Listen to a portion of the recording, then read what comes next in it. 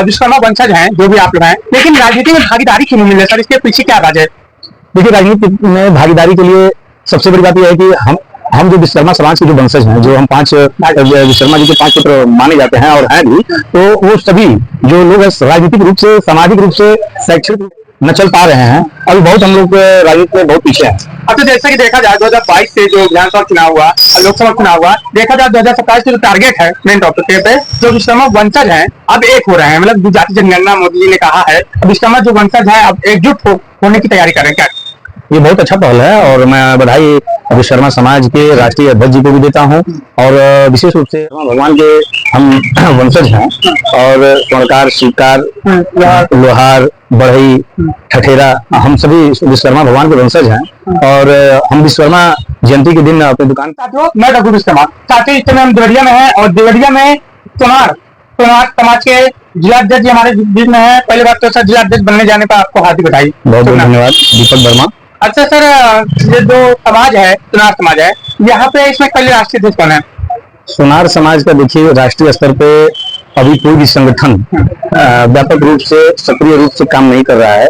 कई संगठन बने हैं राष्ट्रीय स्तर पे, भारतीय स्वर्णकार संघ, लेकिन धरातल पे कोई संगठन काम नहीं कर रहा है। किसी भी संगठन की कोई मान्यता अभी वर्तमान में चल नहीं रही है। अच्छा, देखा जाए स्वर्णकार समाज के आप देवरिया जिला अध्यक्ष बने हैं, क्योंकि यहाँ पे हम काफी दिन सर्वे कर रहे थे, काफी सोनार है यहाँ पे, और एक हम टॉपिक लेके चले हैं जो भगवान विश्वकर्मा जी के हम लोग वंशज हैं। आप भी मानते हैं? जी बिल्कुल मानते हैं। विश्वकर्मा भगवान के हम वंशज हैं और स्वर्णकार, शिवकार, लोहार, बढ़ई, ठठेरा, हम सभी विश्वकर्मा भगवान के वंशज हैं।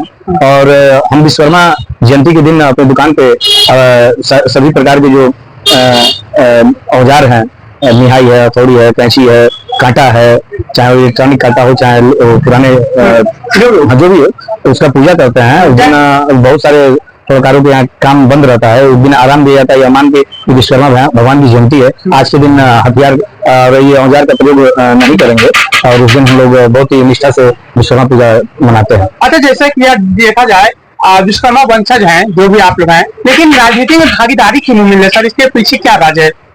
देखिए, राजनीति में भागीदारी के लिए सबसे बड़ी बात यह है कि हम जो विश्वकर्मा समाज के जो वंशज हैं, जो हम विश्वकर्मा जी के 5 पुत्र माने जाते हैं और हैं भी, तो वो सभी जो लोग राजनीतिक रूप से, सामाजिक रूप से, शैक्षिक रूप से, आर्थिक रूप से, अन्य भी तरीके से समाज में उपेक्षित हैं। और इसका कहीं ना कहीं कारण राजनीतिक चेतना का अभाव, शिक्षा का अभाव और गरीबी में जीवन यापन, और बहुत ही देश की आजादी के बाद से हमारा समाज दबा कुचला रह गया। कुछ लोग उभरे, ऐसा नहीं है कि हमारा समाज तरक्की नहीं किया है।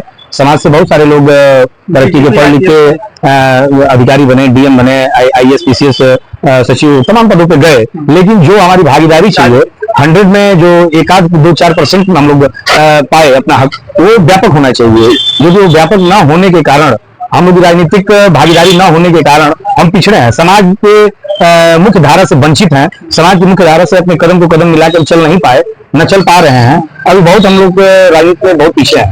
अब तो जैसे कि देखा जाए 2022 से जो विधानसभा चुनाव हुआ, लोकसभा चुनाव हुआ, देखा जाए 2027 के जो टारगेट है मेन टॉपिक पे, जो विश्वकर्मा वंशज हैं अब एक हो रहे हैं, मतलब जाति जनगणना मोदी जी ने कहा है, विश्वकर्मा जो वंशज है अब एकजुट होने की तैयारी कर रहे हैं। क्या ये बहुत अच्छा पहल है और मैं बधाई विश्वकर्मा समाज के राष्ट्रीय अध्यक्ष जी को भी देता हूं और विशेष रूप से आपको भी देता हूं। आपका कौशाम्बी से चलकर आए और एक जन जागरण विश्वकर्मा समाज में कर रहे हैं, ये बहुत बड़ी बात है। आजकल लोग रुपया पैसा कमा रहे हैं, परिवार देख रहे हैं, बाकी सारी चीजों में व्यस्त हैं, और ऐसे परिस्थिति में जब सभी अपना अपना और अपने घर परिवार और निजी सोच रख के लोग चल रहे हैं, और ऐसे में आप समाज हित में, लोक कल्याण के लिए जिस प्रकार अम्बेडकर जी ने जन जागरण करके अपने समाज को जगाने का कार्य किया है, उससे उन्हीं के पदचिन्हों पर आप लोग कहीं ना कहीं चल रहे हैं। और सोनार समाज, विश्वकर्मा समाज, शिल्पकार समाज, बढ़ई समाज, ठठेरा समाज, भगवान विश्वकर्मा के 5 वंशजों को जगाने का काम कर रहे हैं। इसलिए आप निश्चित रूप से आप भी बधाई के पात्र हैं, इसमें मैं कोई संशय नहीं है। मैं बहुत ही मुझे खुशी है कि आप लोग इस अभियान में निकले हैं, और इस अभियान में